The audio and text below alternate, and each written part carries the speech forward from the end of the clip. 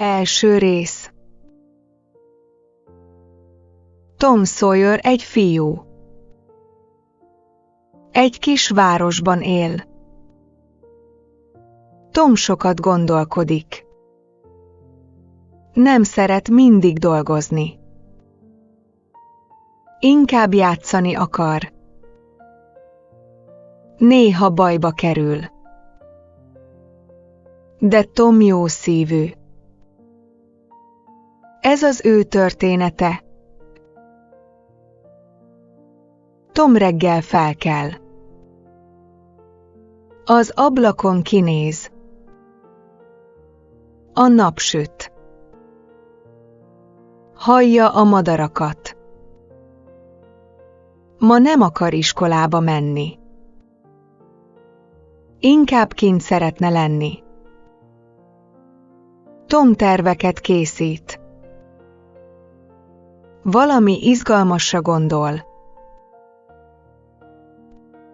Tom kimegy az utcára. Találkozik egy baráttal. Beszélgetnek egy kicsit.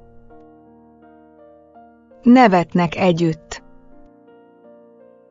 Tom boldog most. Nem gondol a munkára. Csak a játék érdekli. A nap lassan halad tovább. A folytatás következik. Első rész. Tom Sawyer egy fiú.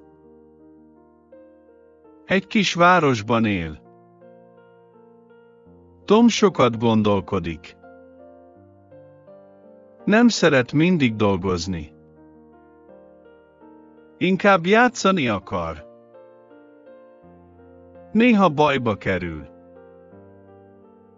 De Tom jó szívű. Ez az ő története.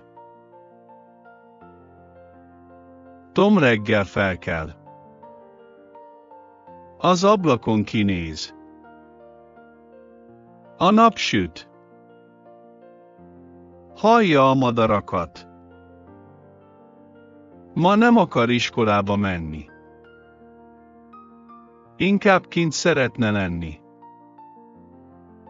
Tom terveket készít. Valami izgalmasra gondol.